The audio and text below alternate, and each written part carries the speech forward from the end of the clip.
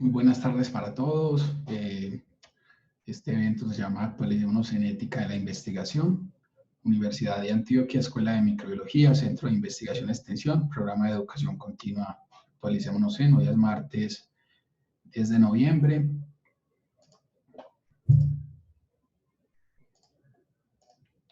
Hoy es martes 10 de noviembre de 2020. De nuevo, buenas tardes. Este encuentro será transmitido en vivo por nuestra página de Facebook de la Escuela de Microbiología de la Universidad de Antioquia y luego será alojado en nuestro canal de YouTube.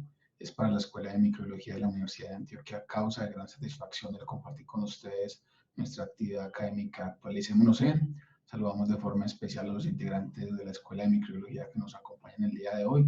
Saludamos también a nuestros conferencistas, los profesores Patricia Elena Jaramillo Arbeláez y Ariel Marcel Tarazona Morales. De igual forma, saludamos a profesores, estudiantes, egresados, empleados y amigos de la Escuela de Microbiología y demás invitados que nos honran con su compañía en nuestra página de Facebook. Iniciamos el evento el día de hoy con la conferencia de aspectos éticos de la investigación en humanos, a cargo de la profesora Patricia Elena Jaramillo Arbeláez, quien es bacterióloga y magistra en hematología y bioética. Pertenece al Comité de Ética de la Facultad de Enfermería de la Universidad de Antioquia. Actualmente es docente de la Escuela de Microbiología. Profesora Patricia, bienvenida. Gracias.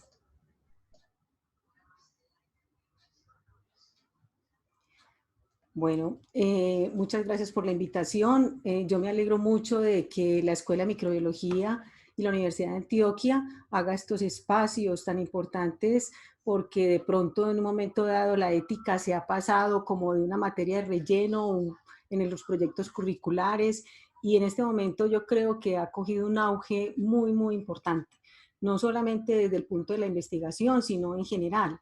Pues en este momento el ecosistema, todo lo que está pasando en el mundo y en el planeta en general, pues tiene mucho que ver con la ética. Ariel, gracias por aceptar la invitación. Ariel es un compañero de nosotros de los comités de ética, profesor de la Nacional, y fue un gusto grande de que me aceptara esa invitación. Entonces voy a empezar pues mi charla, voy a compartir pantalla con ustedes. Bueno, para los que no me conocen dentro de la Escuela de Microbiología, pues yo mi énfasis y como de pronto el muy fuerte ha sido en la hematología, pero para mí la bioética también ha sido trascendental. Tengo una especialización y una maestría en bioética de la Universidad Libre Internacional de las Américas y soy muy contenta de estar participando en esto y en el Comité de Ética de la Facultad de Enfermería de la Universidad de Antioquia, igual que en el grupo que se armó no hace mucho realmente, de los comités de ética en Antioquia. Ariel también está como compañero de este grupo y es algo que se está dando a nivel de Colombia, a nivel nacional, y es creo que un inicio que ya lleva como 2 años, pero que es importante. Ya como modo de introducción en el tema, hicimos un trabajo muy interesante con estudiantes de pregrado sobre los comités de ética y buscando mucho en la bibliografía, leímos algo sobre lo que es la Política Nacional de Ética en Investigación Bioética y Integridad Científica de Colciencias, y ellos venían realizando unos conversatorios muy importantes para poder llegar a ciertas conclusiones. Desde el 2013 están haciendo estos conversatorios. De esa información que ellos recogieron, encontraron lo siguiente. En algunas ocasiones vieron que se realizaba investigación científica sin atender la reflexión ética.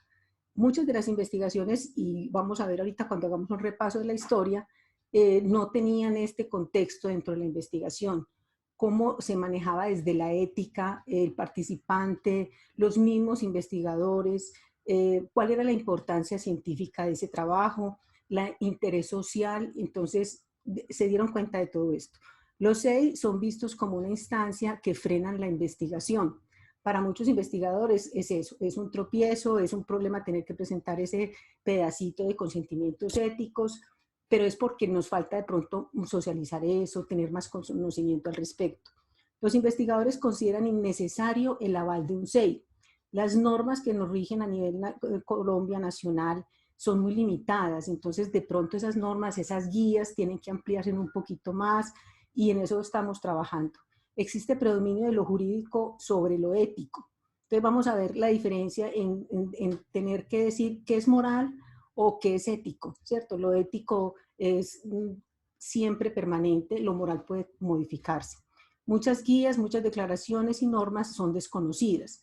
Entonces, maestrías, doctorados, especializaciones y pregrado tienen muy así a la carrerita visto el concepto ético y creemos que en esto hay que profundizar más. Y si se va a hacer investigación científica, sea en animales, en el ecosistema, sea en plantas o en humanos, debe conocerse muy bien esos principios éticos para poder trabajar con ellos.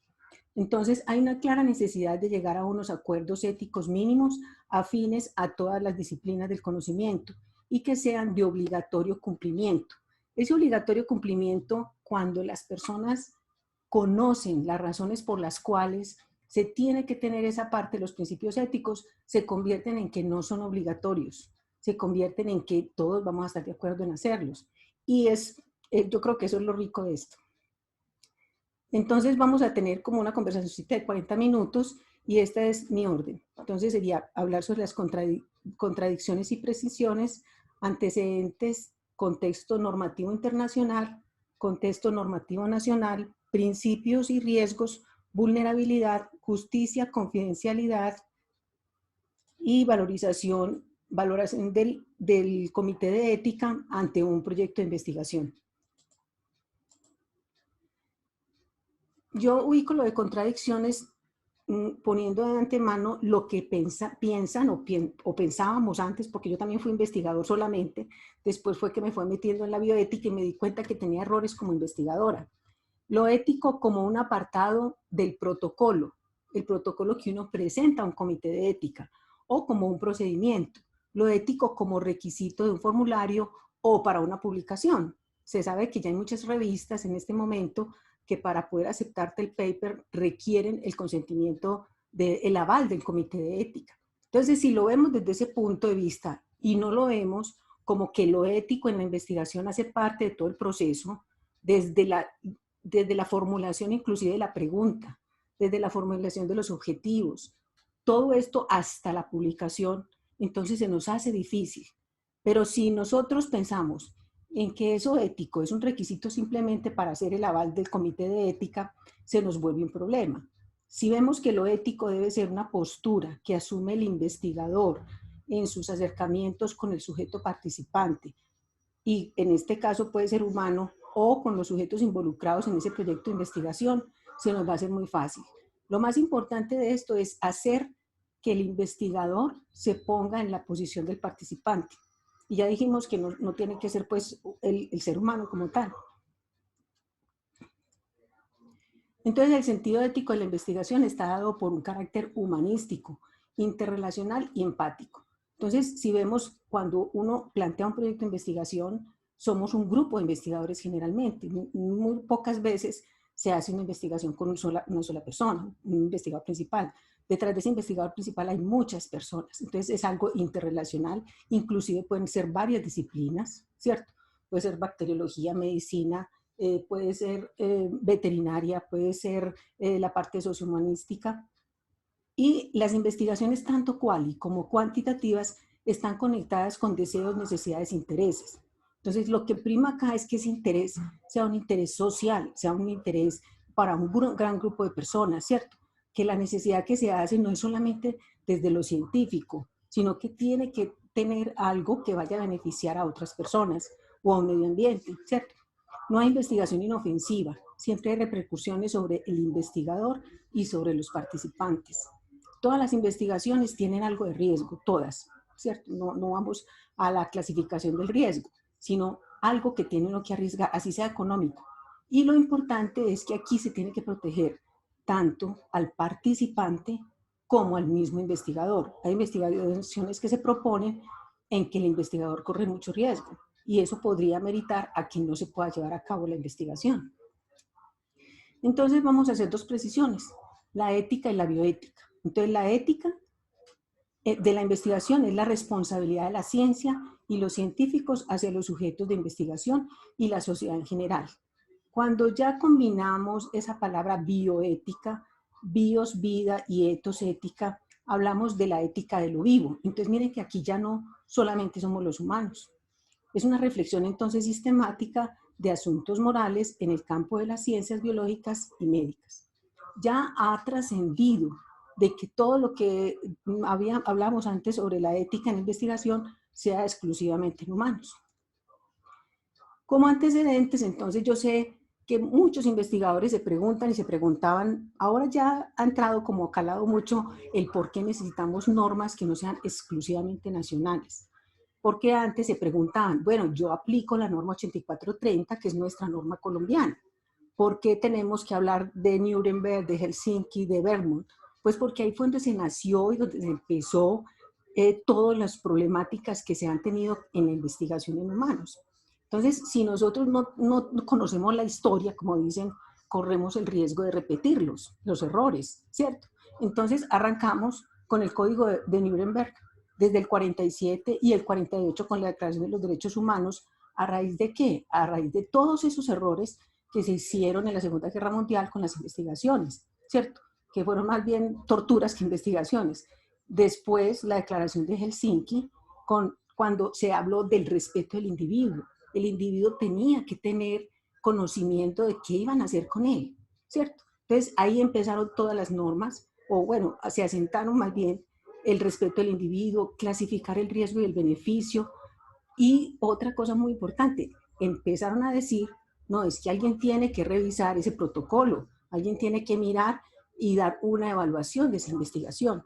Luego el informe Belmont, donde se clasificó en realidad qué era el riesgo, el beneficio, y empezaron a hablar de hacer un consentimiento informado al participante por escrito o verbal, o ya pues de acuerdo a la investigación. Recuerden, de pronto si se recuerdan, la investigación de Tuskegee era una investigación de la sífilis, donde se trabajó con negros y se infectaban con sífilis y querían ver la evolución de la sífilis hasta el final, o sea, casi se puede decir hasta la muerte, incluso la descendencia, porque estuvo por varias generaciones. A pesar de que la penicilina se descubrió, a estas personas no le aplicaron la penicilina. Entonces, las personas morían de sífilis. Y era la curiosidad del investigador por ver qué pasaba, o sea, hasta dónde podía llegar la sífilis, ¿cierto? Entonces era muy triste que hubiera personas con tanta imaginación, pero que no les importara, digamos, la consecuencia para los participantes. Muchas investigaciones, las infecciones de la hepatitis con niños en guarderías, las investigaciones en cárceles. Entonces de acá también salió la parte donde decían, es que hay personas de carácter vulnerable, no todo el participante se puede trabajar de la misma manera. Ya en el 82, con todas las actualizaciones, están las pautas SIOMS, la de la OMS, la aplicación de las normas que se hacen para ensayos clínicos, que ya es lo que llaman la realización de moléculas o medicamentos. También están más adelante las guías UNESCO. Entonces miren que hay que conocer todo esto para cuando uno va a hacer un protocolo, se va a untar de toda esa información y aplica unas normas que no necesariamente son colombianas. Porque nosotros en Colombia tenemos también varias normas. Entonces aquí, por ejemplo, está la resolución más grande, pues, o lo que más tenemos como estandarizado a nivel de los proyectos de investigación, que es la norma 8430 del 93, que es la resolución, pero nos dicta las normas científicas y técnicas administrativas para la investigación en salud. En animales, pues ya tienen otras normas. Aquí atrás, adelántico, tengo las normas de la ley 84 de 1989, pues Ariel sabrá más de estas, ya pues por su profesión. Yo me enfoco mucho pues en la parte de humanos, pero obviamente cada uno tendrá unas normas que se deben de aplicar propiamente para su investigación. Entonces, la resolución 8430 es la que marca, digámoslo así, la mayoría de las investigaciones. La resolución 3823 es cuando ya entra el INVIMA a determinar que es la institución a nivel colombiano que normatiza todos los medicamentos. Entonces, todo lo que tenga que ver con ensayos clínicos, el INVIMA va a tener que ver con eso, ¿cierto? Y ya dictan más adelante lo que son las normas o la resolución 2338 en el 2008, donde determinan las buenas prácticas clínicas en investigación con medicamentos. Y es el INVIMA la instancia indicada para esta revisión. En la ley 1581, recuerden que en el 2012 Ya todas las instituciones, yo creo que muchos de nosotros trabajamos en hospitales o en clínicas, y aunque no, cuando usted va a hacerse un examen, a usted lo ponen a llenar un consentimiento informado. Eso tiene que ver con esta ley, porque ya usted autoriza a la institución a guardar sus datos. Por eso cuando uno hace una investigación, por ejemplo, con historias clínicas, es a la institución la que usted le pide permiso para el manejo de la historia. Sin embargo, el único dueño de una historia clínica en realidad es el paciente, ¿sí? Lo que pasa es que la institución hace una custodia de esa información y ya es la que se encarga de darla con ciertos permisos y limitaciones, obviamente, a un investigador, por ejemplo. Bueno, como dije ahorita, hay otras muchas más. Uno, pues aquí nos quedaríamos revisando las, pero cito como las más importantes. También hay, en el 2014 sacó el INVIMA una guía para los comités de ética, cómo se constituye, cómo manejan los procedimientos, y el INVIMA también es el encargado de dar la acreditación a los comités de ética y a las instituciones que hacen ensayos clínicos. Con respecto a los principios, quiero citar los principios rectores, los básicos, desde que se empezó pues todo lo que es la ética, el principio como ser humano en investigación. Entonces hay algo que llamamos el respeto al ser humano. Este respeto al ser humano está dado por la autonomía que tiene el participante en una investigación para decir, acepto participar en la investigación. Entonces podemos decir, más adelante voy a profundizar ahí en lo que es el consentimiento informado, pero hay un primer acercamiento antes de tener el consentimiento informado, y es cómo vamos a invitar a esa persona sin dañar su privacidad, sin dañar su vida normal, para que pueda interesarse en ese proyecto. La beneficencia y la no maleficencia, ahorita vamos a clasificar los riesgos, vamos a hablar sobre el riesgo, pero lo más importante es que yo siempre tengo que pensar en que no puede ser mayor el mal que el beneficio que le vaya a dar al participante de ese proyecto de investigación. Entonces se debe maximizar la beneficencia, o sea, los beneficios, y se deben minimizar los riesgos. Y siempre que yo diga en un proyecto hay un riesgo mínimo, por ejemplo, yo siempre tengo también que decir cómo voy a hacer para que ese riesgo se disminuya o se minimice. La justicia, de pronto el término de justicia no es comprendido como legal, no es como una ley, sino la justicia se refiere a esa forma equitativa en la cual yo selecciono a los participantes.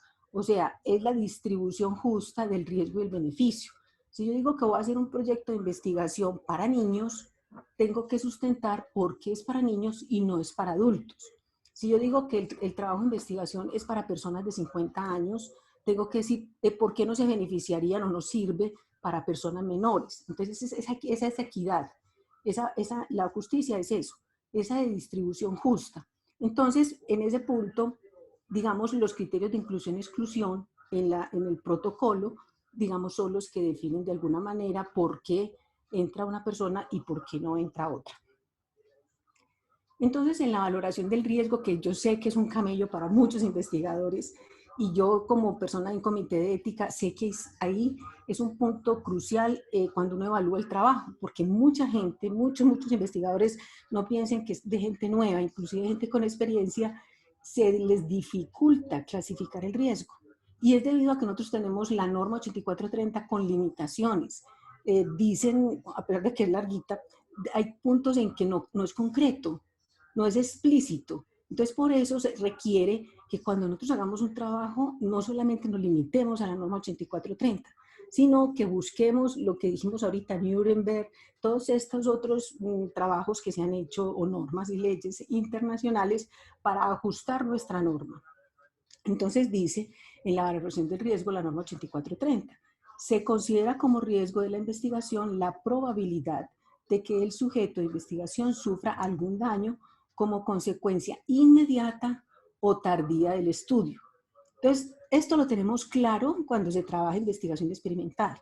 Entonces uno dice, sí, un medicamento, sí, los efectos primarios, los efectos secundarios. Pero resulta que no es solamente ahí. Cuando se clasifica el riesgo con la norma, y otra cosa es que cuando usted hace un protocolo, es importante usar estos términos. Si uno evalúa un trabajo, por ejemplo, y en vez de decir riesgo, sin riesgo, riesgo mínimo o riesgo mayor que el mínimo, el investigador coloca en la redacción, esta investigación se considera riesgo bajo. para nuestra clasificación del riesgo nos medimos con 8430. Entonces debe estar enmarcada dentro de estos 3 tipos de riesgo. Entonces, si yo hablo que una investigación es sin riesgo, entonces es aquella donde puede ser documentación retrospectiva. Yo puedo hacer un proyecto de investigación con historias clínicas. O cuando no hay intervención o modificación a las variables biológicas, fisiológicas, psicológicas o sociales. Resulta que esas palabritas fisiológicas, psicológicas o sociales se han convertido en un copy-pegue. Entonces, me presentan un protocolo de investigación y dice, somos de riesgo mínimo, ¿por qué? Y copian tal cual, la norma 8430. No es esa la idea cuando uno presenta un protocolo, es sustentar por qué realmente es sin riesgo y no hay sensibilidad para la parte fisiológica, psicológica o social, ¿cierto? Entonces, es sustentar eso, es explicitarlo. No es el copy-pegue de la norma, ¿cierto? Que pasa mucho cuando me envían un trabajo de investigación. ¿Cuándo es riesgo mínimo? El riesgo mínimo es la investigación prospectiva con procedimientos comunes, por ejemplo, una toma de muestra de sangre, exámenes físicos o psicológicos de diagnóstico o tratamientos rutinarios. Entonces, es cuando realmente no se invade el paciente, pero usted sí se va a encontrar con él. Usted sí lo va a entrevistar si es una investigación cualitativa. En las investigaciones cualitativas hay que ser muy cuidadoso con la clasificación del riesgo. Por ejemplo, yo tengo un grupo de personas que van a trabajar en una entrevista, no es que le vayan a tomar una muestra ni nada, y es una entrevista para pacientes con cáncer de mama. Entonces ustedes dirían, bueno, estos son preguntas, pero resulta que eso es una enfermedad que es sensible. Entonces pasó del riesgo, una investigación sin riesgos, porque era una encuesta, una entrevista, pasó a una de riesgo mínimo. Entonces hay que ser muy cuidadosos en eso. ¿Por qué se va a seleccionar un grupo poblacional de una población vulnerable, por ejemplo, de cárceles? Porque la investigación se aplica para personas que están encerradas o porque las personas de las cárceles, entonces porque les den una mejoría en alguna cosa, aceptan, ¿cierto? Entonces ya el riesgo, por ejemplo, para personas vulnerables cambia completamente por el solo hecho de ser vulnerables. Las poblaciones indígenas, bueno, más adelante vamos a ver un poquito de eso. Riesgo mayor que el mínimo, entonces son aquellos riesgos que tienen probabilidad de afectar el sujeto de forma significativa. Entonces ya sabemos, todos estos que son de medicamentos, ¿sí? O un marcapasos o cualquier aparato que se pueda introducir en el cuerpo humano o que le modifique de alguna manera sustancialmente la vida al paciente. Entonces, como dijimos ahorita anteriormente, no solamente es clasificar el riesgo, sino que si hay algún tipo de riesgo, yo debo saber cómo minimizar. Por ejemplo, ahorita el de los pacientes de cáncer de mama pasó a riesgo mínimo. Pero ¿qué pasa? ¿Cómo usted minimiza eso? Si va a generar estrés, usted debe tener en su equipo de trabajo una persona que maneje el estrés o que va a suspender la encuesta o que, bueno, tiene que explicitarlo en el protocolo para que pues quede sustentado que usted consideró esa posibilidad como investigador. Bueno, la autonomía lo que estábamos diciendo ahorita del respeto. ¿Cómo van a informar a esos sujetos o cómo los van a invitar? ¿Cómo va a ser esa socialización del protocolo, ¿cierto? En forma inicial. Porque usted después dice, ah, no, yo voy a hacer un consentimiento informado. Pero miren que para hacer usted el consentimiento informado, usted ya tiene que haber entrado en esa población probable, ¿cierto? A quién usted le va a contar que va a hacer un proyecto de investigación. Entonces tiene que haber una manera primera de socializar. Si usted, por ejemplo, dice, voy a hacer un proyecto de investigación con estudiantes de la facultad, de la Escuela de Microbiología, entonces yo le voy a pedir a la dirección los correos electrónicos. Entonces miren que ya ahí usted se entró en esas probables personas que quieran participar.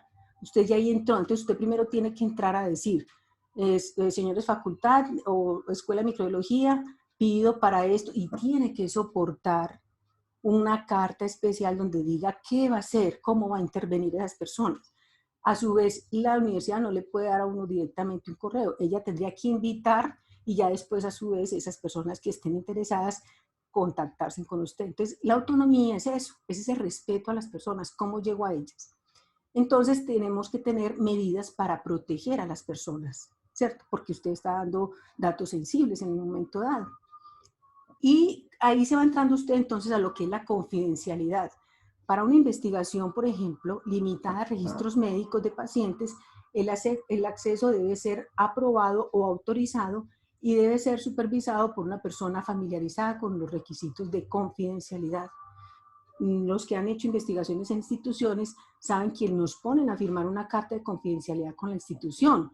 ¿Por qué? Porque hay que guardar esos datos de una manera segura, ¿cierto? Porque nadie quiere saber y dependiendo mucho pues del tipo también de lo que estemos buscando. Ejemplo, usted quiere estar trabajando con con una población con VIH.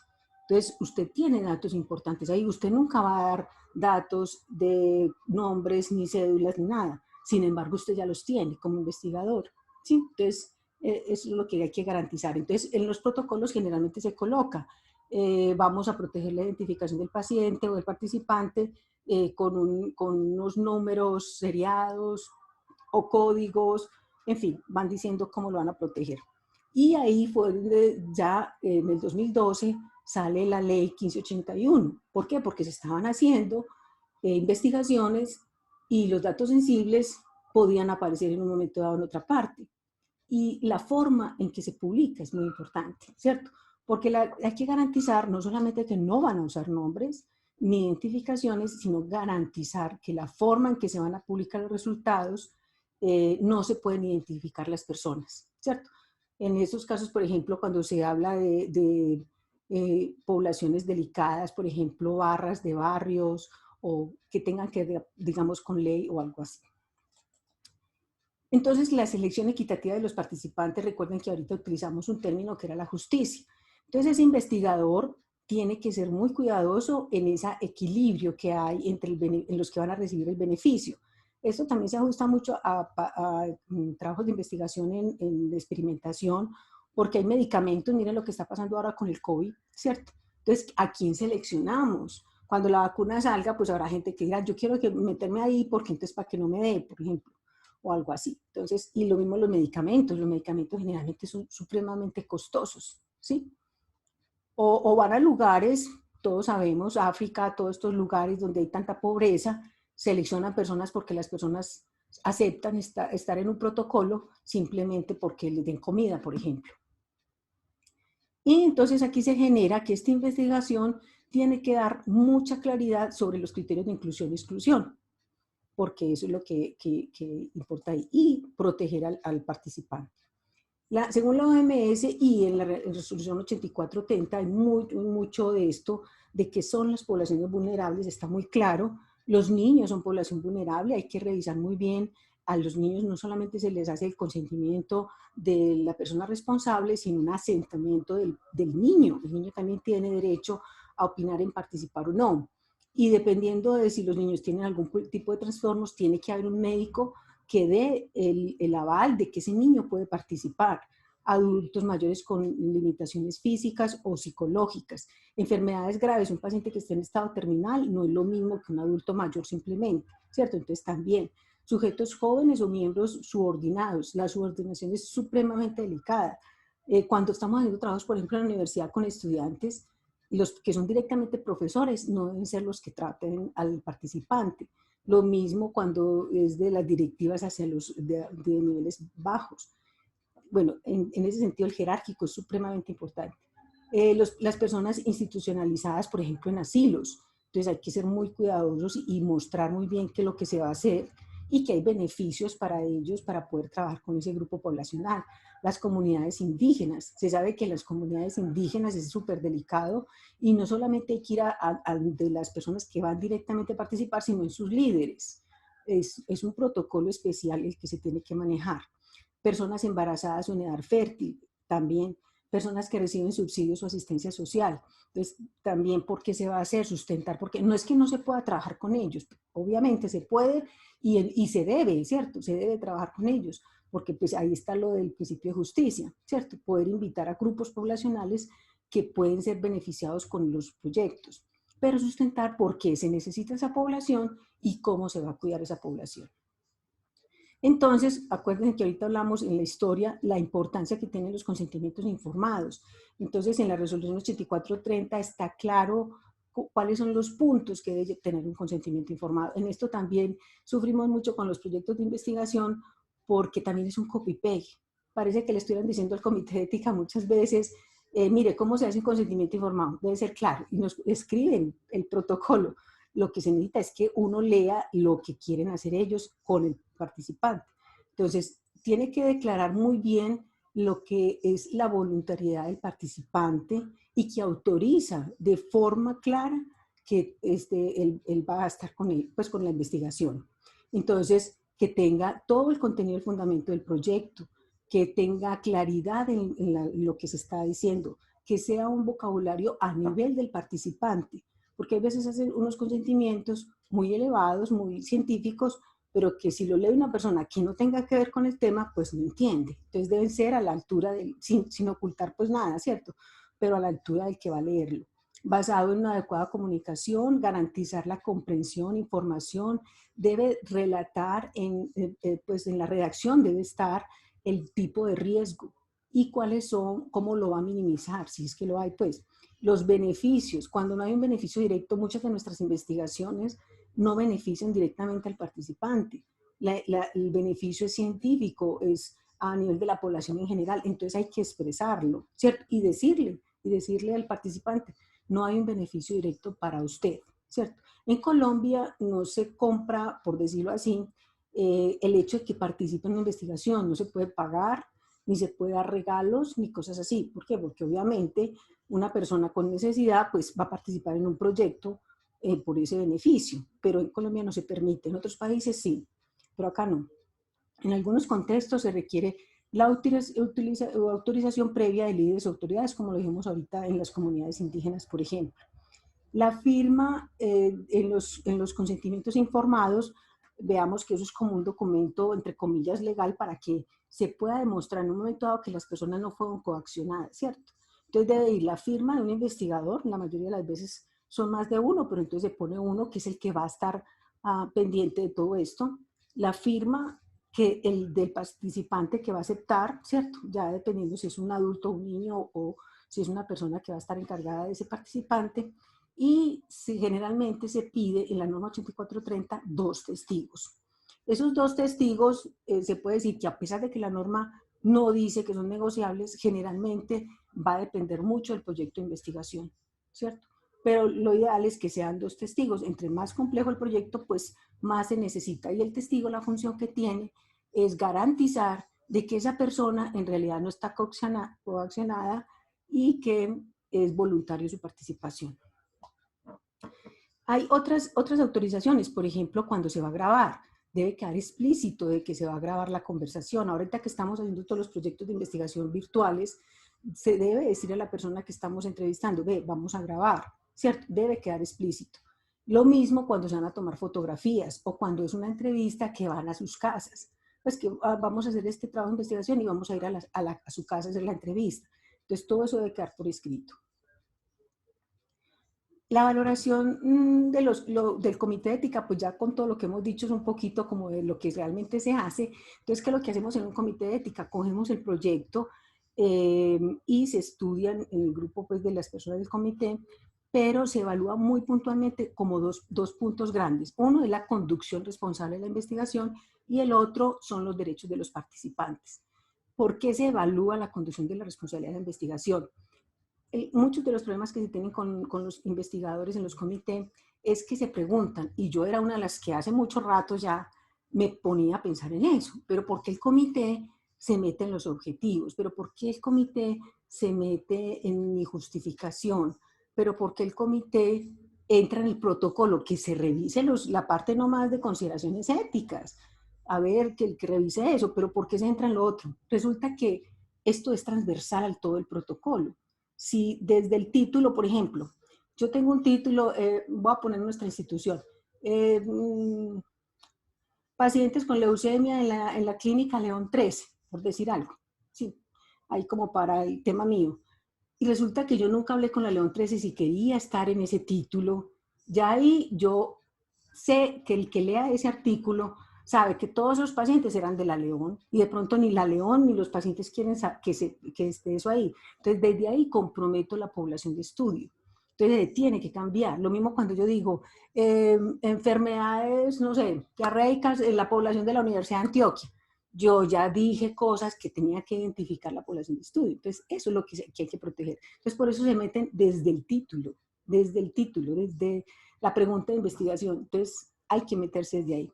Entonces, se evalúa desde la conducción responsable de investigación, asociación colaborativa. ¿Qué es eso? Eso es la institución con que vas a trabajar. Si yo voy a involucrar a la Universidad de Antioquia, yo tengo que tener un documento donde yo le participé a la universidad, voy a trabajar con su población. Alguien me tiene que dar autoridad. Yo de buenas o maneras no puedo ir entrevistando gente en la universidad o mostrando cosas de la universidad porque yo quiero hacerlo, ¿no? ¿Cierto? Validez científica, que ese trabajo tenga una sustentación teórica formal, con un estudio de trabajos anteriores, con un historial que se justifique. Validez social, lo mismo, ¿qué población voy a beneficiar con esto? Evaluación independiente, ¿quién va a revisar este trabajo? ¿Qué comité de ética? ¿O qué grupo de investigador? La universidad, por ejemplo, cada facultad tiene su grupo de investigación. Entonces ellos revisan y luego va al comité de ética y ya se supone que debe tener por lo menos un contexto científico. Conflictos de intereses, supremamente importantes. Siempre pensamos que el director de un grupo de investigación debe participar en el proyecto porque es el jefe del grupo de investigación. No, los trabajos de investigación participan los que trabajan en el proyecto de investigación, ¿cierto? Ellos son los que tienen la autoría intelectual. Ah, que son 10, pero no que sean 10 simplemente porque es que el grupo de investigación son 10, 3 trabajan y los otros quedan en el paper, ¿cierto? No se puede. Autoría intelectual, selección equitativa de los sujetos, es lo que estamos diciendo ahora, ¿cierto? Que haya un equilibrio. Y con respecto a los derechos de los participantes, la clasificación riesgo y beneficio siempre se evalúa, la autonomía, cómo está garantizada. No es cómo, ¿qué es la autonomía? No, cómo está garantizada la autonomía de los participantes, la confidencialidad, el consentimiento informado, que tenga todos esos ítems, ¿cierto? ¿Y quién va a custodiar esa información? Es algo que se olvida mucho. ¿Quién va a custodiar? Entonces hay un dilema, digamos, entre los proyectos de investigación de pregrado y los proyectos de investigación de posgrado. En los de pregrado, en muchas universidades, por ejemplo, es el asesor o el tutor el que guarda la información. Y fuera de eso hay que decir por cuánto tiempo, ¿cierto? Porque se supone que usted debe votar, quemar, borrar esos datos de sus pacientes en un periodo después de que termine usted la investigación de tanto tiempo, 2 años, 3 años, 1 año, y esa información debe estar escrita en el protocolo. Y en proyectos de posgrado, generalmente es el mismo investigador principal, porque ya es un profesional, ¿cierto? Entonces, generalmente es así. Todo esto se evalúa y hay algo importante. Lo que se escriba en el protocolo, en la carta a la institución y en el consentimiento informado debe ser similar, ¿cierto? Si yo digo, se va a utilizar la herramienta de hacer una entrevista, por ejemplo, perdón, es una entrevista, eso debe quedar en la carta que uno va a mostrarle a la institución para que nos den el permiso. Y lo mismo debe quedar consignado en el consentimiento informado y en el protocolo. Hay veces dicen, se va a utilizar entrevista virtual y en el consentimiento dice, vamos a ir a su casa. Entonces hay unas contradicciones, digamos, hay veces en los documentos que entregan y toca, pues eso es una de las razones por las cuales se devuelven los proyectos. Bueno, yo ya estoy acabando, que no me va a pasar el tiempo. Bueno, en los comités de ética de investigación, nosotros hicimos ese trabajo que les conté ahora con las chicas de pregrado, mirando de los diferentes comités de ética y nos dimos cuenta que los comités de ética hay que saber dónde lo va a mandar y verificar con ese comité de ética cuáles son sus documentos. Porque muchos comités de ética, por ejemplo, ya tienen protocolos preestablecidos. Entonces no es en el que uno lo quiera mandar, sino en el que el comité de ética tenga, y eso está bien, porque pues son generalmente comités acreditados. La mayoría de los comités acreditados, acuerden que yo les dije ahorita que era el INVIMA el que acreditaba los comités, son comités que evalúan proyectos de investigación que son experimentales. Y lo otro es en instituciones también. En las instituciones puede haber un comité de ética institucional que es profesional y un comité de ética de investigación que son dos cosas diferentes.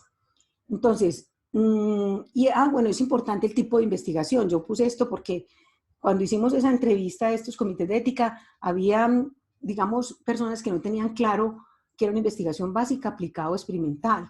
Entonces, Colciencias define muy claro qué son este tipo de investigaciones. Si observemos que solo en la experimental es donde se habla de fabricación de nuevos materiales, pero la mayoría de nuestras investigaciones, por ejemplo, son aplicadas. Ya cuando se habla de investigación básica, pues son trabajos que son más teóricos, pero ahí también se evalúan muchas veces en comités de ética, porque tiene que garantizarse que va a haber una legalidad a nivel del reconocimiento de la autoría intelectual, por ejemplo. Bueno, la información relevante debe estar contenida de igual manera en todos los protocolos, ya los habíamos dicho. Puse esto acá de las hojas de vida de los investigadores. ¿Por qué? Porque hay comités de ética que tienen una lista de chequeo y esa lista de chequeo la debe usted conocer antes de enviar los documentos, con el fin de que no te falte nada cuando envíes al comité, porque eso implica que los comités de ética se reúnen cada 3 semanas o 4 semanas, implica otro mes más de atraso, digamos, para el envío de sus documentos. Entonces, muchos de los comités de ética piden las hojas de vida de los investigadores.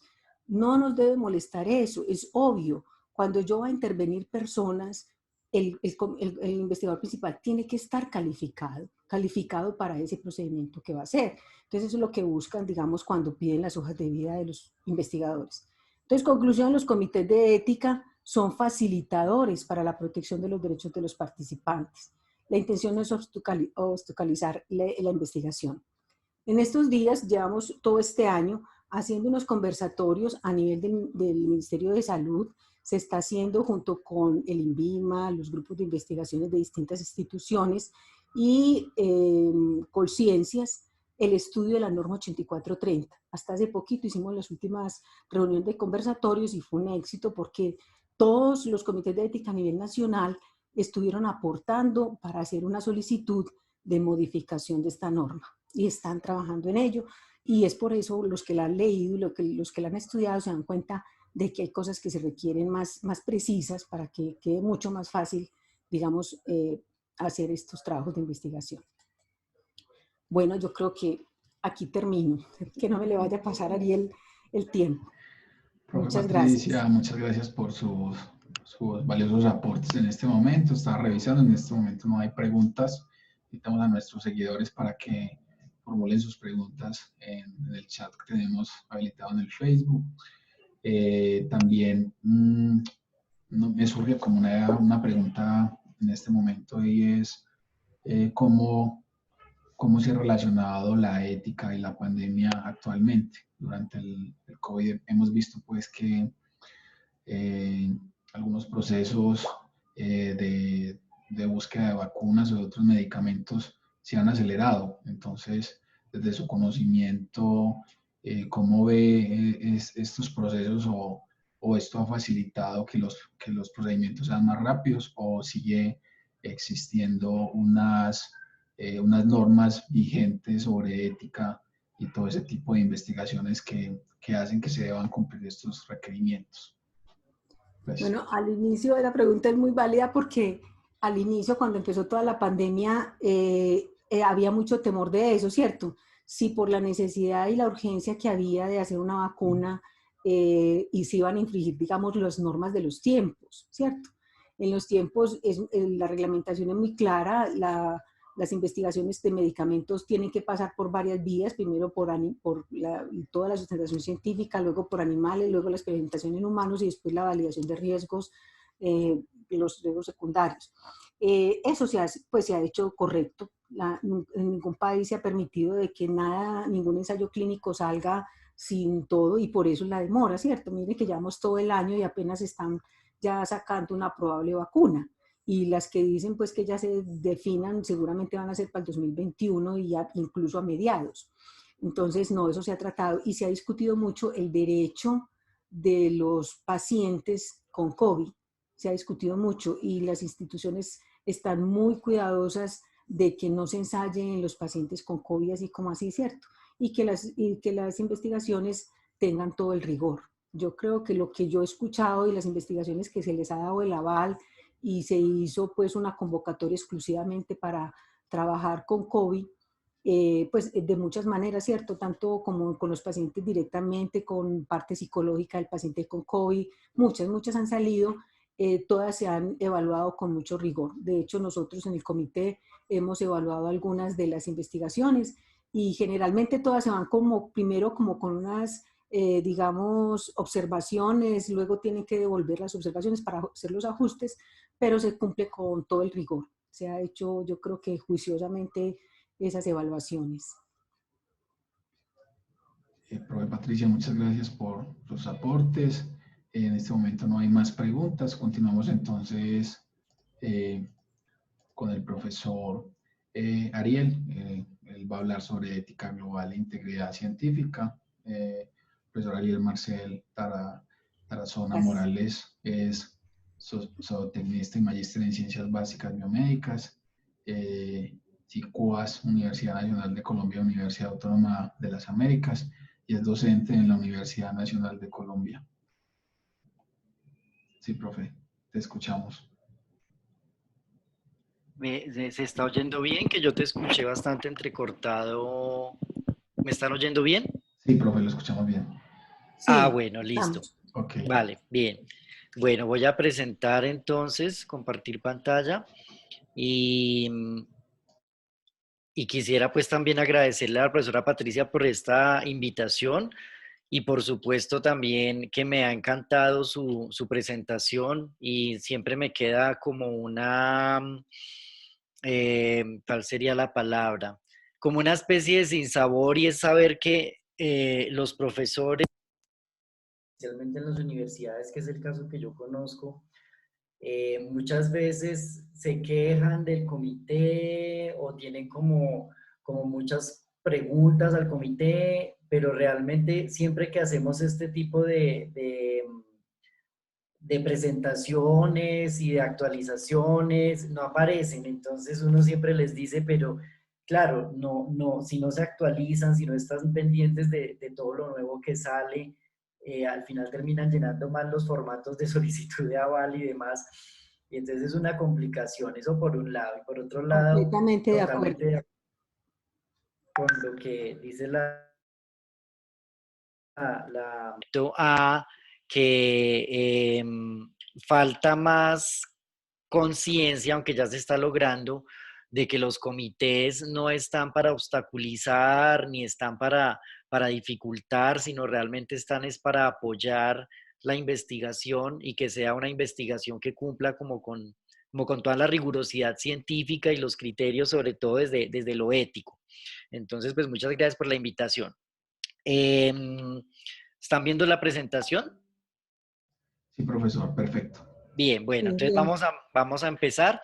Yo voy a hablar un poco de la ética global y la integridad científica en un contexto tal vez un poco más reflexivo. No les traigo como con tanta puntualidad como lo hizo la profesora Patricia, la normativa y toda la historia de cómo ha venido evolucionando, sino realmente son más como unas reflexiones en torno a hacia dónde deberíamos repensar el tema de cómo nos relacionamos como seres humanos. Ya lo expuso muy bien la profesora Patricia en torno a otros seres humanos cuando están involucrados en procesos de investigación, pero no es solamente la relación con otros seres humanos. Y ella lo mencionó, es la relación con el medio ambiente, es la relación con los ecosistemas, con los animales, con las plantas, incluso con los microorganismos, que la responsabilidad que tenemos cuando usamos microorganismos. Entonces realmente pues yo voy a tratar de ser breve, pero de dejar un mensaje general. Ya me presentaron, en este momento estoy adscrito a la Universidad Nacional de Colombia y pues también al igual que la profesora Patricia hago parte de varios comités de ética, especialmente de los SICUAS, que son los comités de cuidado con los animales, o sea que específicamente evaluamos proyectos de investigación que tengan algún animal involucrado dentro del proceso, no solamente animales de experimentación, y aquí quiero hacer la claridad, porque hay investigaciones que no involucran necesariamente experimentación. Son, por ejemplo, trabajos de observación de los animales o trabajos que se hacen con registros que no necesariamente involucran experimentos con ellos, pero deben tener un proceso desde lo ético para saber cómo se van a usar esos datos y digamos que de la misma manera que hay una protección del paciente humano, también ocurre con la medicina veterinaria, de los datos de los animales, de cómo se protegen esos datos también, de los permisos que deben firmar las personas cuidadoras de los animales. Entonces también hay un proceso ahí interesante. Y desde el punto de vista del cuidado animal, pues digamos que ahí entra la medicina veterinaria y la zootecnia, y hay un consejo profesional de medicina veterinaria y zootecnia en Colombia, del cual soy auxiliar, en temas que precisamente tienen que ver con el quehacer ético de estas profesiones. O sea, cuando un profesional de estas carreras comete una infracción desde lo ético de la profesión, pues puede ir al consejo profesional y ahí sale un veredicto. Bueno.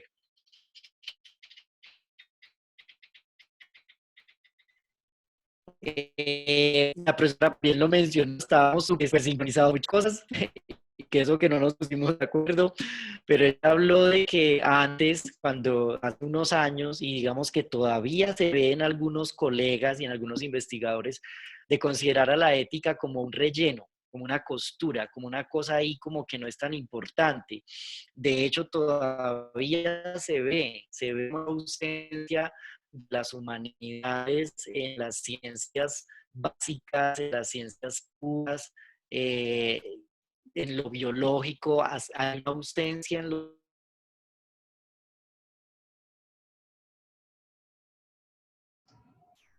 Profesor. Ariel se desconectó.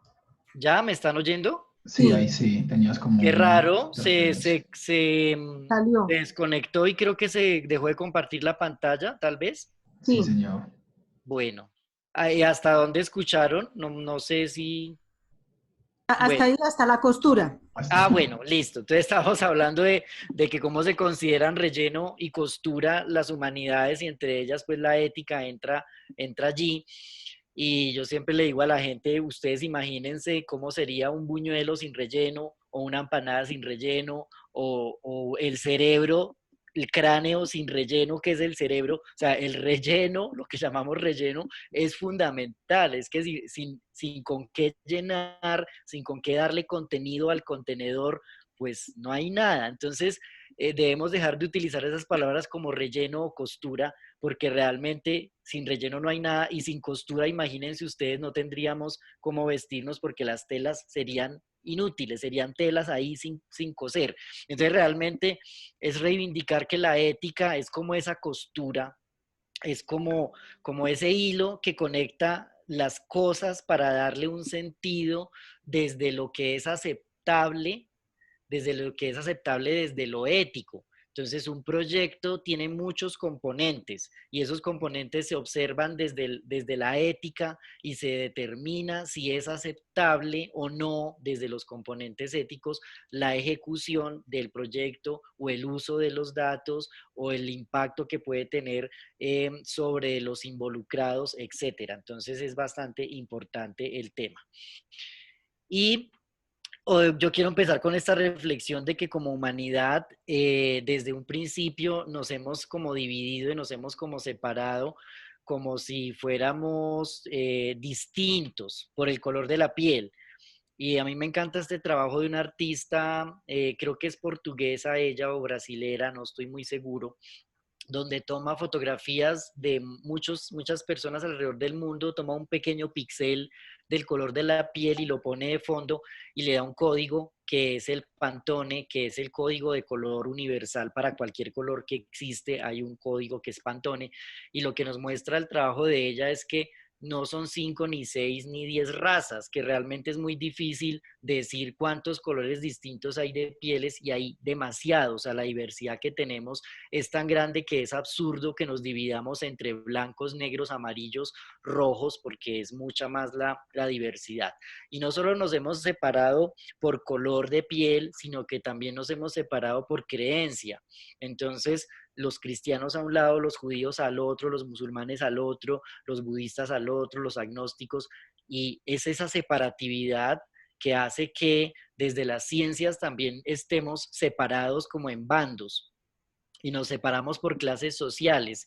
Y el COVID, aunque digamos que ha mostrado que a cualquier persona le puede dar, si hay datos y si hay cifras que muestran que los países, digamos, que llevan la peor parte son los países más pobres, y dentro de los países, las clases sociales con menos recursos también son la mayor cantidad de contagiados, no porque el virus ataque más a los pobres, es porque son las personas que deben salir, que deben entrar en contacto con otras personas, que no pueden quedarse trabajando en teletrabajo, sino que tienen que exponerse. Entonces ahí hay un tema también interesante desde lo ético, que la profesora Patricia lo mencionó también, de con quiénes es que se experimenta, pues con los pobres en África, porque entonces van y les ofrecen alimento o dinero o algún recurso que no tienen, y con tal de recibir el recurso acceden a ser parte de investigaciones. Y como ella bien lo dijo, aquí en Colombia es prohibido hacer eso, o por lo menos ofrecer como un pago o una remuneración por permitir ser parte de una investigación, pero en otros países sí que lo es. Y aquí entra el tema de la diversidad de género, donde también es un tema muy delicado, porque ahora es como una hipersensibilidad de la sociedad en general por todo lo que tiene que ver tema racial, tema político, tema religioso y tema de la diversidad sexual. Y realmente ya estamos tan fragmentados, que el tema de la inclusión fue una exclusión. Entonces ahora ya no sabe uno cómo referirse a nadie, ya no sabe uno cómo escribir algo sin ofender, ya no sabe uno cómo abordar esta gran diversidad, porque yo creo que lo que hemos logrado con tanta separación es fragmentarnos todavía más. Y al final no tiene ninguna importancia, somos una sola humanidad, somos una sola especie, seamos blancos, negros, heterosexuales, gays, ateos, religiosos o cualquier etiqueta que usted le quiera poner, finalmente somos humanos, y si nos quitamos la piel, debajo de la piel somos igualitos y no hay ninguna diferencia. Puede que haya algunas diferencias sutiles desde lo genético y desde cosas moleculares, pero en términos globales somos lo mismo. Y ese humano, como ser humano, tomó como la batuta de la vida sobre el planeta y se autoproclamó como la especie dominante y como la especie con derechos sobre todas las demás especies. De hecho, un tema ahí religioso es que muchos textos sagrados le dan como al humano ese poder de hacer un uso como de cosas, como si no hubiera un impacto, especialmente con el tema de los animales, que ahora en la actualidad los vemos ya como seres que sienten y no solamente como objetos, y eso ha cambiado mucho el panorama. Entonces, ese antropocentrismo que hace o que ha hecho muchos estragos en la forma como nos relacionamos con el entorno, pues es algo que hay que reconsiderar bajo la óptica actual desde las relaciones éticas, de cómo usamos eso. Y de los más de 8 millones de especies que hay de seres vivos en el planeta, incluyendo todos los grupos taxonómicos, pues hemos descrito menos de 2 millones, o sea que todavía tenemos una gran diversidad de microorganismos, de plantas, de hongos, de animales sin describir, pero también estamos en la contradicción de que es el momento de la sexta gran extinción, o sea, se están extinguiendo un montón de especies antes siquiera que las descubramos. Y como seres humanos, nosotros hacemos parte del reino animal, somos un animalito más. En esta gráfica, que lo que muestra es la separación genética de los mamíferos, aquí solo están los mamíferos representados, los diferentes órdenes. Los primates están aquí, en este sector de la gráfica, y donde está el círculo encerrando, usted está aquí, pues ahí estamos todos los seres humanos representados por una linecita que es realmente microscópica. Entonces, debemos considerar que somos un animal dentro del reino animal, y somos una especie que, si bien tenemos un cerebro distinto, altamente desarrollado y sofisticado y complejo, pues realmente esa cualidad no nos da el derecho per se de hacer un uso indiscriminado de todo el resto de la diversidad o de todo el resto de la naturaleza o de los animales.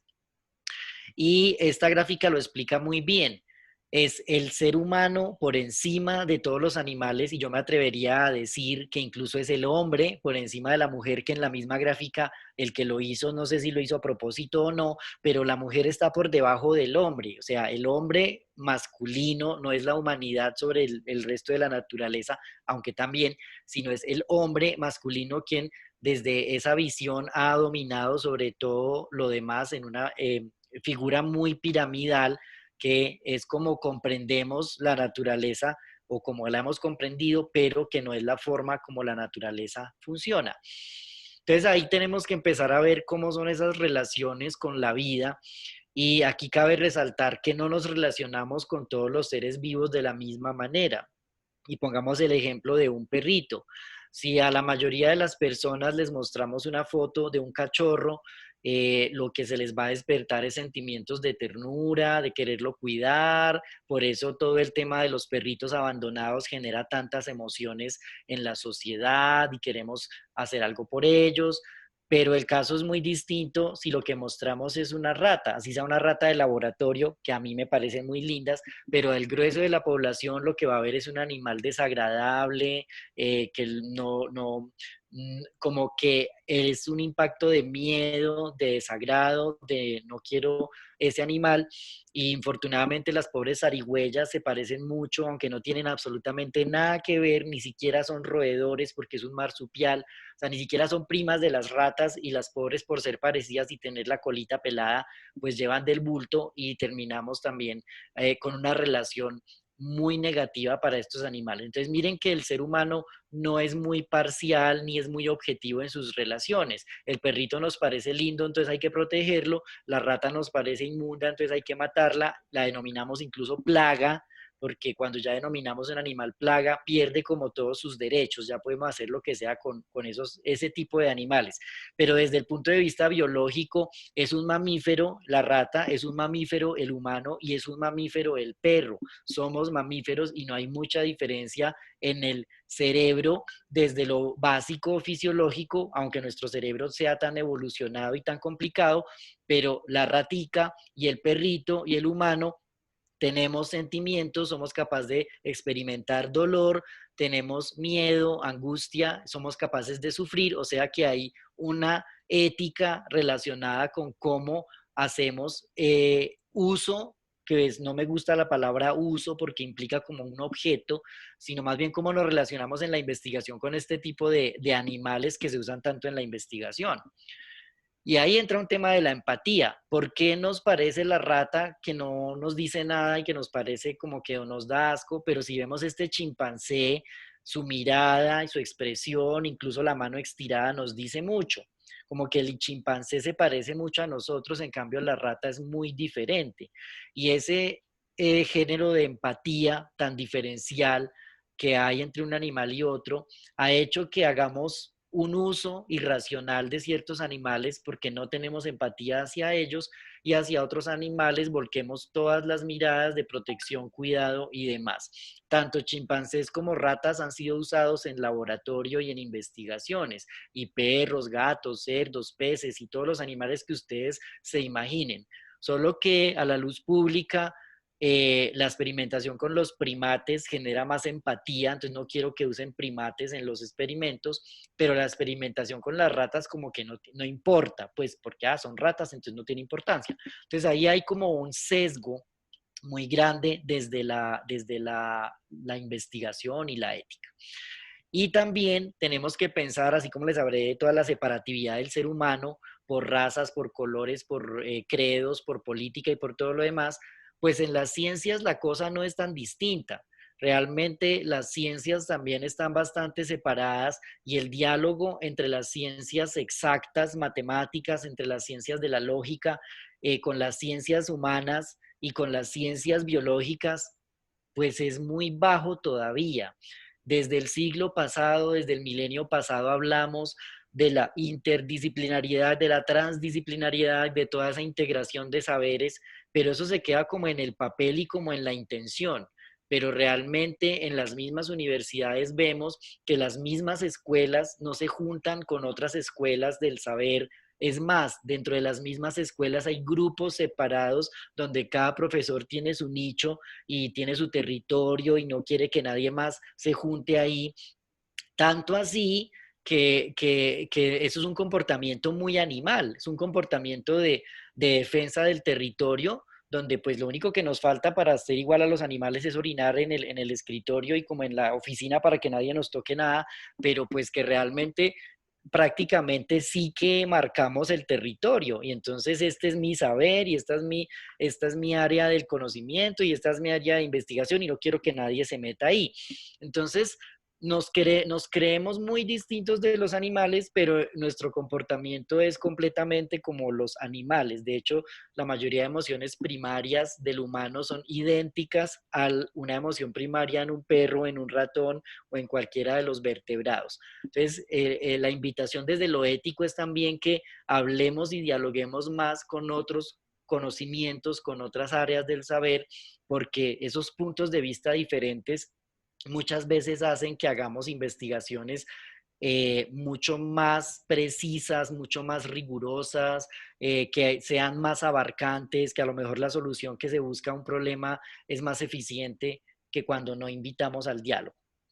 Y estamos en este momento en el antropoceno, ¿cierto? Que es la nueva era geológica que a diferencia de las anteriores que fueron mediadas por eventos geológicos como las glaciaciones, la última glaciación de hace casi 12.000 años fue la que inició el Holoceno y el antropoceno, que es la era geológica provocada por el ser humano, pues está, digamos, reemplazando a ese Holoceno.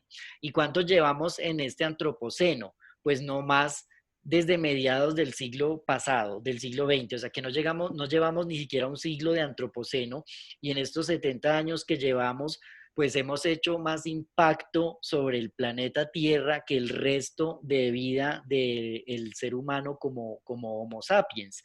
¿Por qué? Pues realmente porque nuestro ritmo desde mediados del siglo pasado comenzó en un acelere, comenzó en un exceso de tecnología y en un cambio tecnológico que cada vez fue más rápido. Antes la tecnología cambiaba por ahí cada ciertas décadas, había un salto tecnológico y ahora los saltos tecnológicos son en un solo año, hay varios saltos tecnológicos y esto hace que el ritmo también de la investigación esté exageradamente acelerado.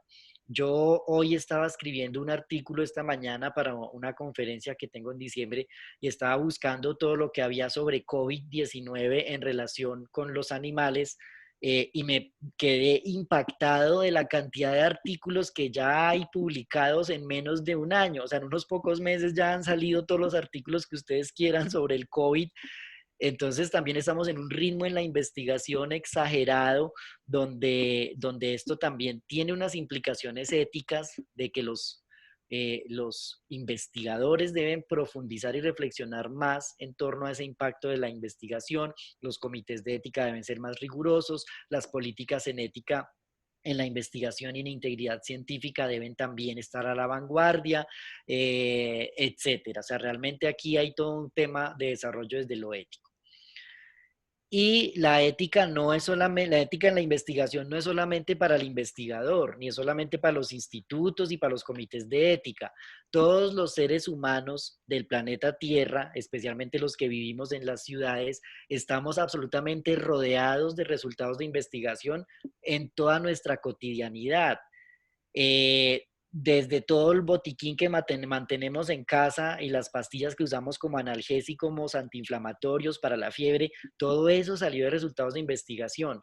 Tenemos mascotas y entonces les compramos alimento balanceado, pues esa nutrición salió de la investigación. Las vacunas que se les ponen a ellos salieron de la investigación.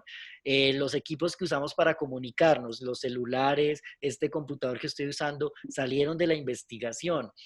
Los alimentos que consumo tienen mucha investigación detrás. Los mismos productos de aseo con los que normalmente hago mi rutina de higiene, tienen que ver con investigación. Por cierto, Colombia tiene prohibido la investigación de productos cosméticos en animales.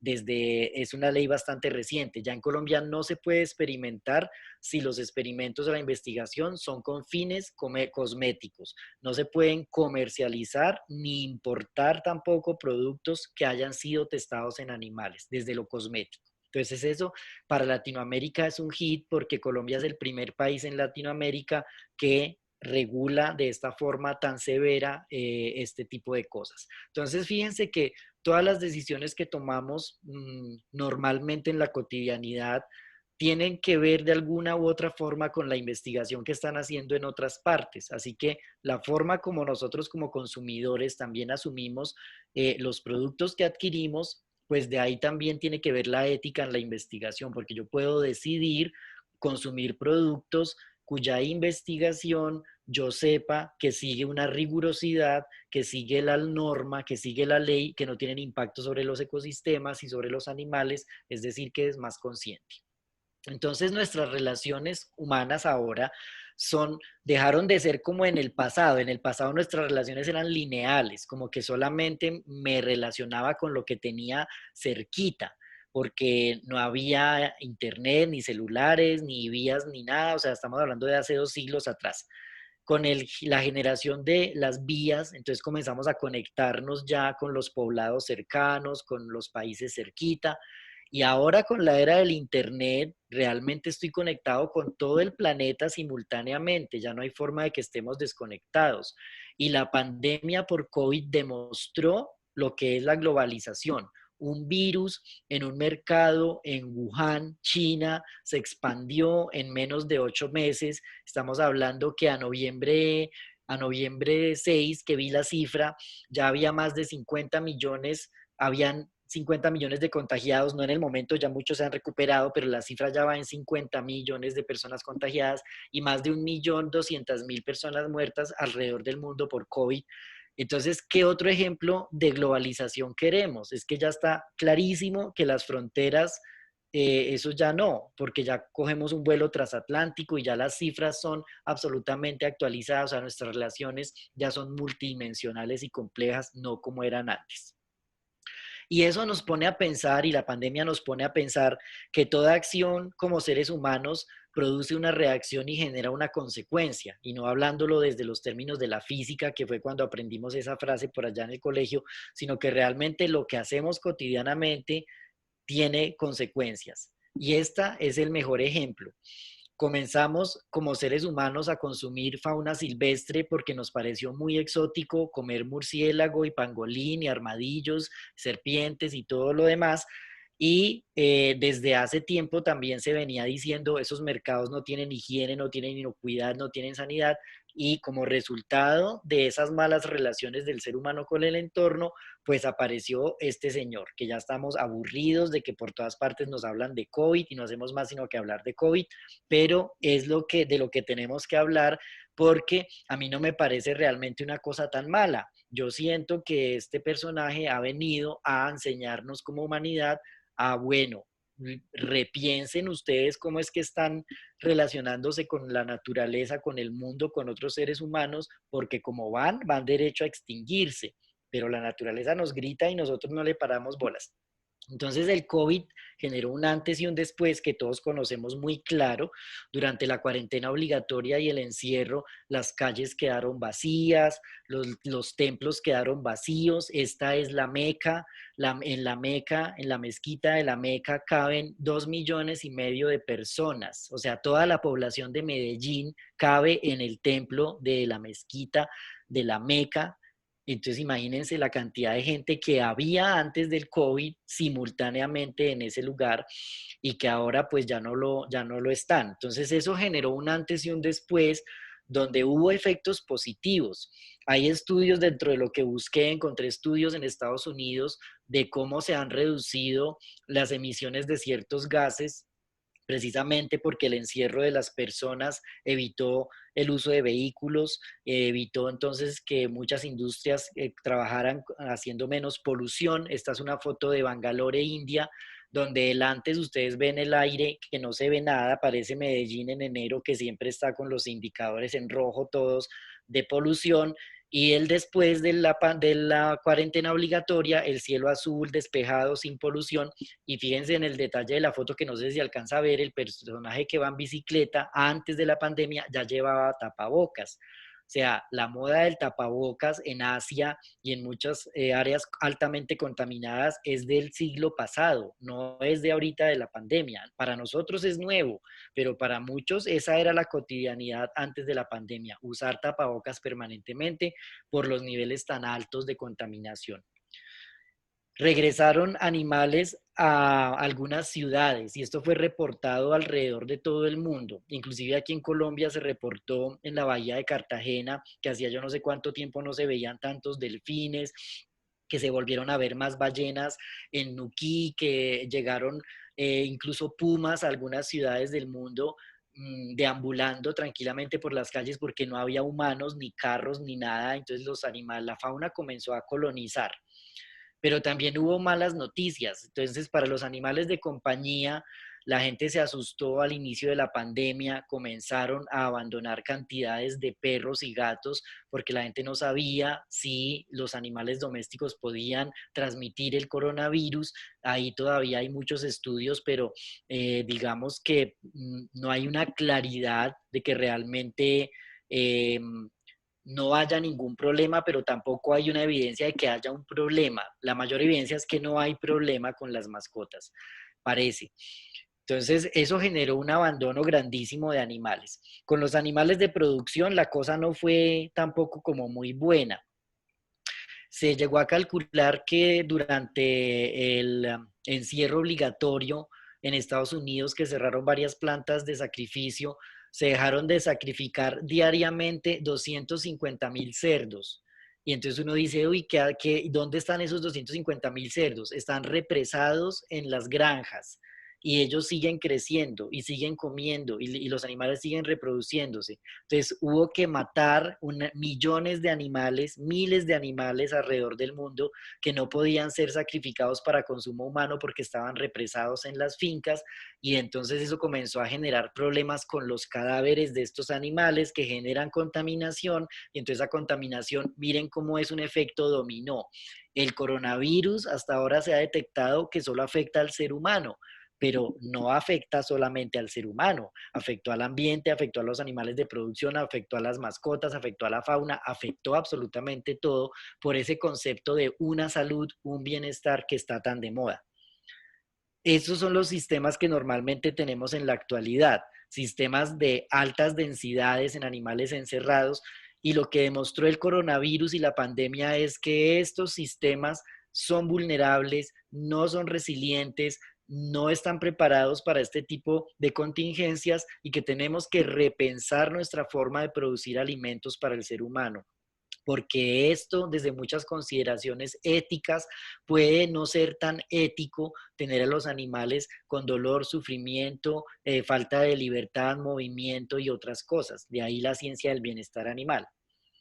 Y también trajo consecuencias sobre el propio ser humano, no sobre las personas contagiadas por COVID, sino así como en el 11 de septiembre de principios de este milenio, todo el que tuviera rasgos árabes era considerado terrorista con una xenofobia y con un racismo horrible, pues ahora está pasando con todos los que tengan rasgos asiáticos. Entonces, en todo el mundo comenzó a haber bullying, comenzó a haber cosas muy serias en torno a las personas que tuvieran este tipo de rasgos por miedo al coronavirus.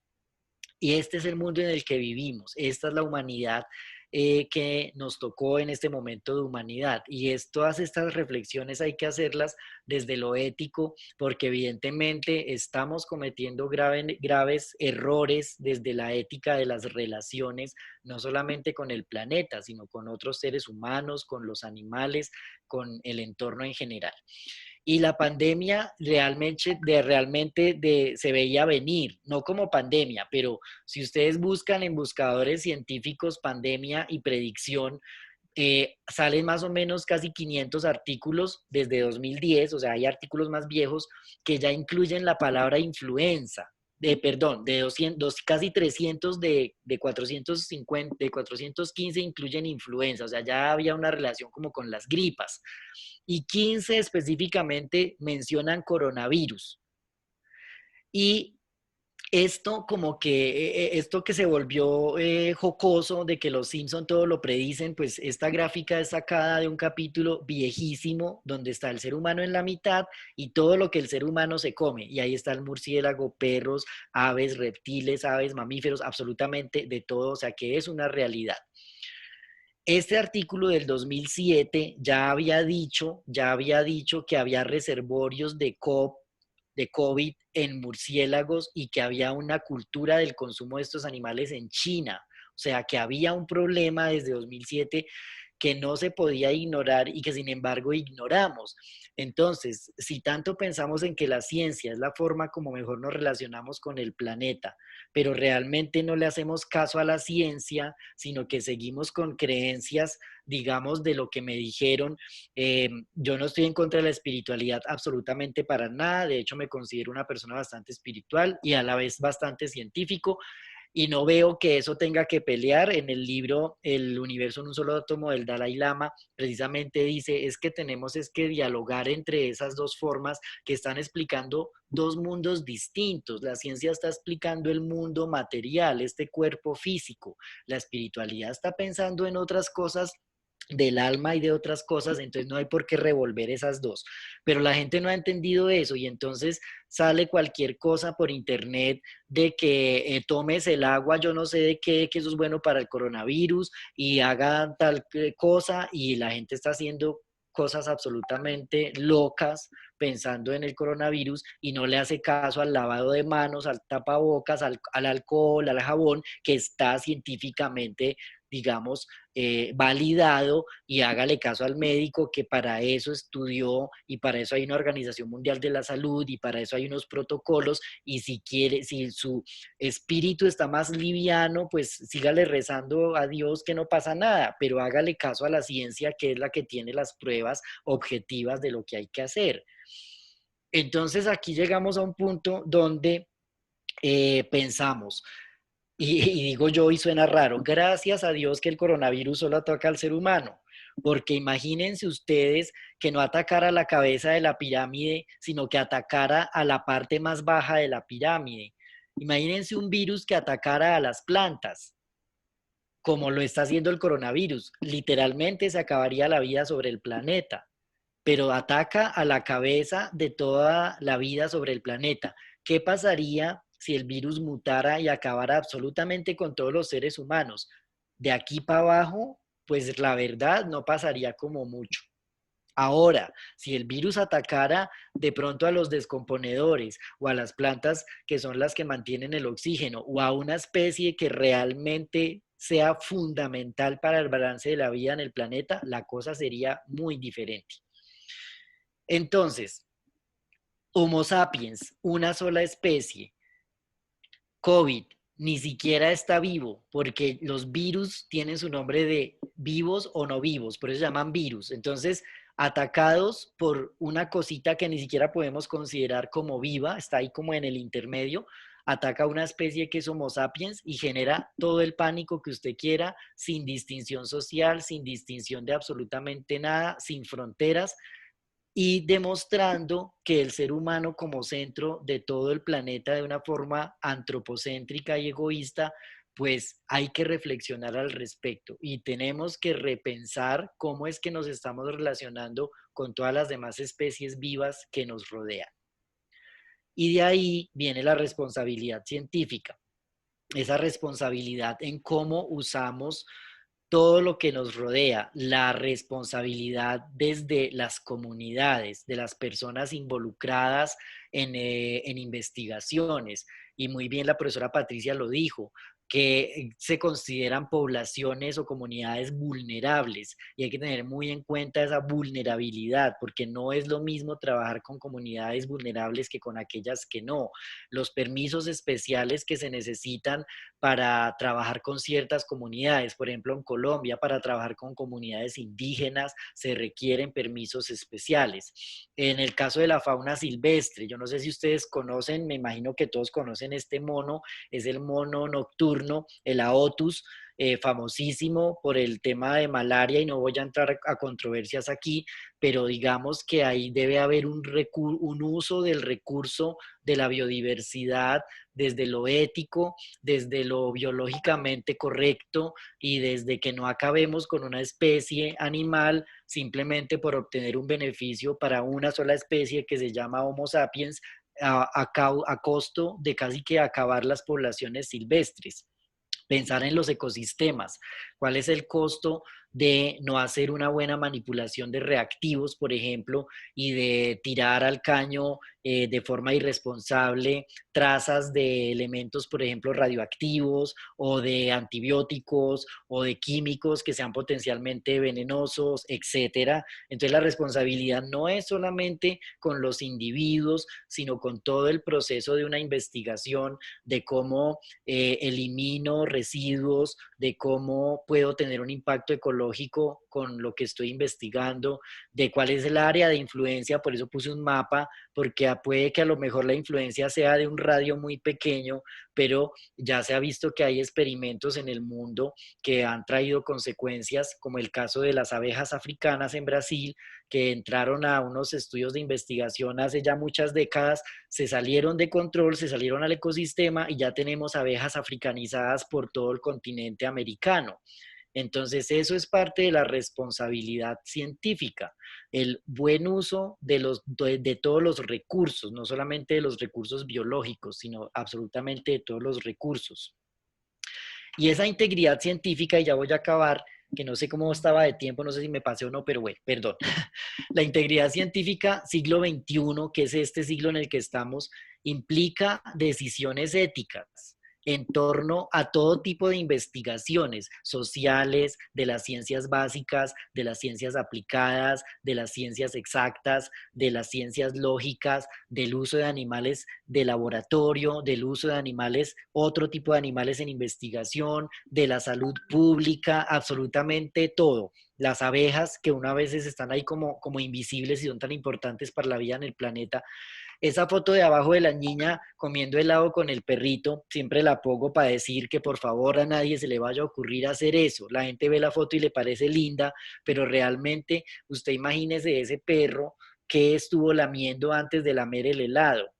Y con cuántos perros en la calle se encontró cuando salieron a jugar, y después la niña está con un parásito o con una diarrea o con una cualquier cosa y no sabemos por qué, y es porque realmente nuestras prácticas de higiene y de bioseguridad con nosotros mismos a veces dejan mucho que desear.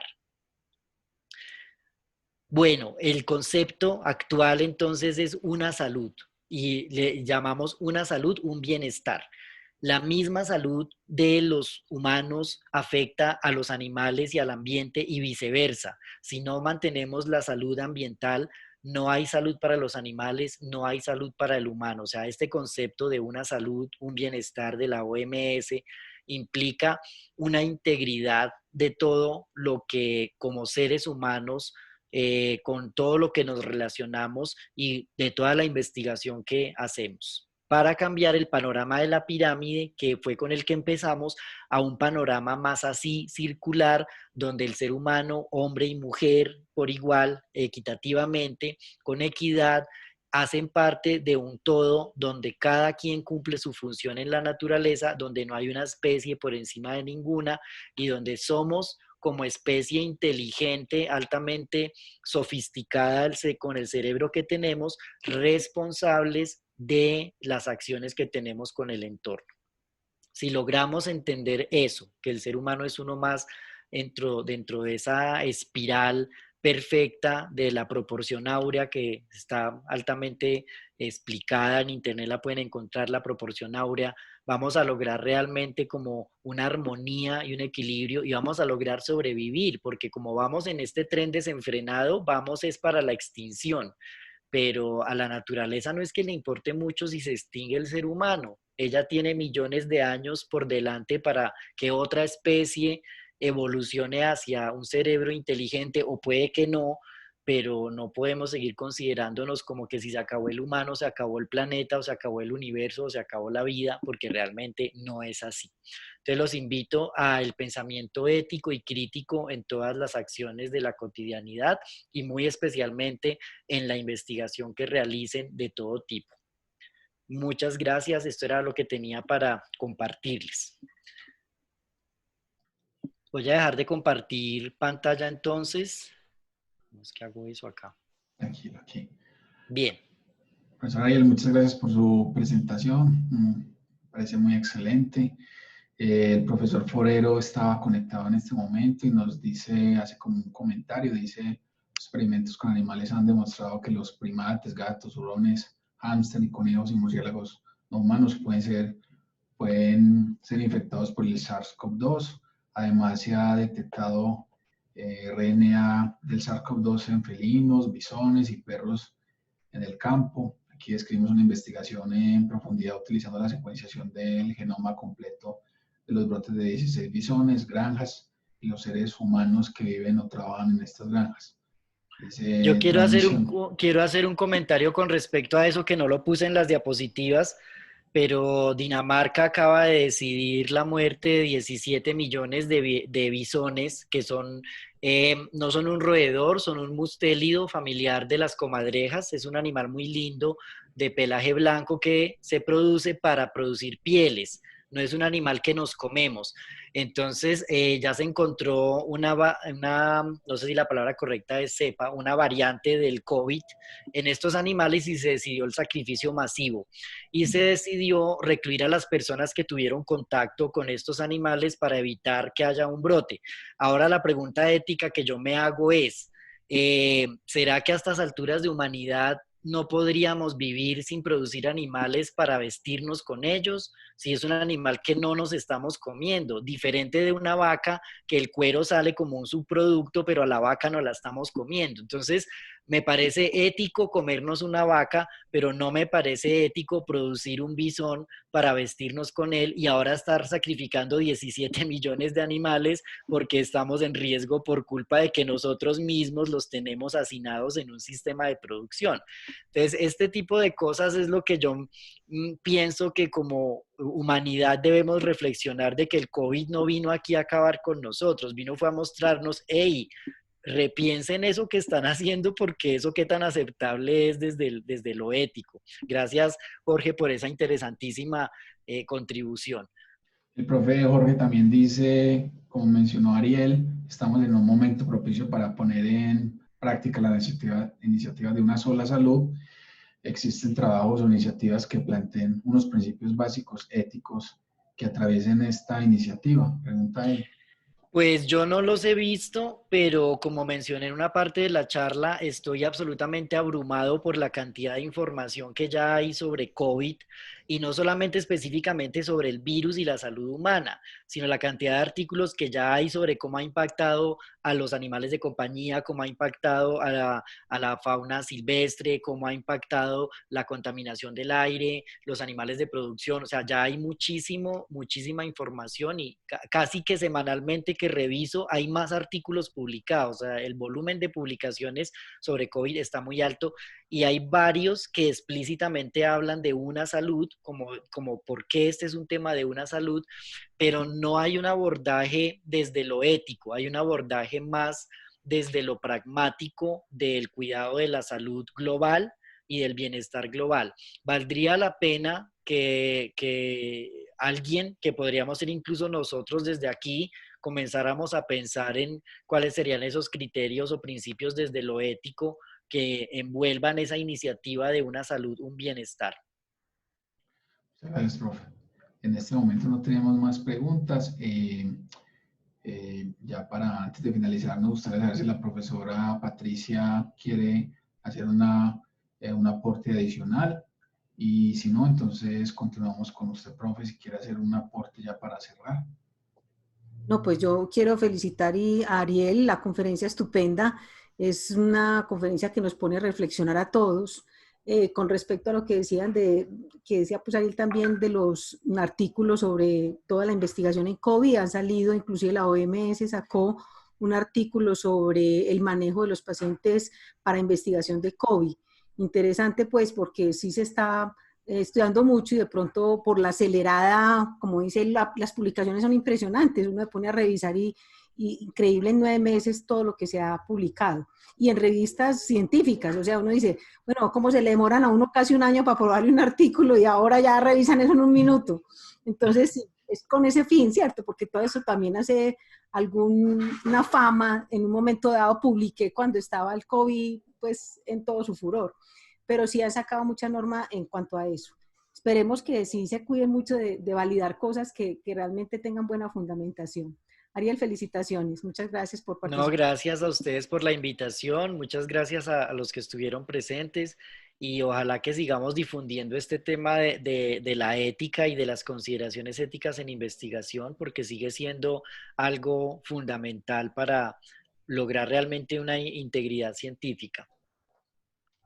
Bueno, muchas gracias a los profesores Patricia Elena Jaramillo Arbeláez y Gracias. Ariel Marcel Tarazona Morales por haber aceptado compartir con nosotros sus conocimientos del día de hoy.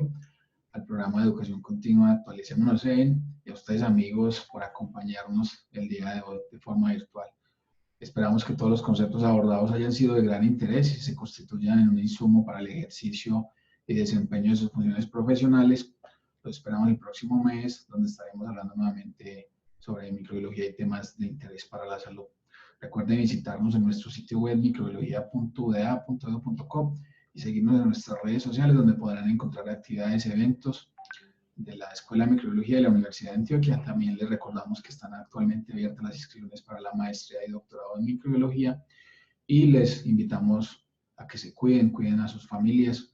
Es muy importante usar el tapabocas, el lavado de manos y el distanciamiento de las personas. Esto evita en gran medida que el virus se propague y la enfermedad. Entonces es un llamado para que nos cuidemos y cuidemos a las personas que queremos y a nuestros compañeros, amigos, familiares y todas las personas que nos rodean. Esperamos que tengan una feliz tarde. Muchas gracias.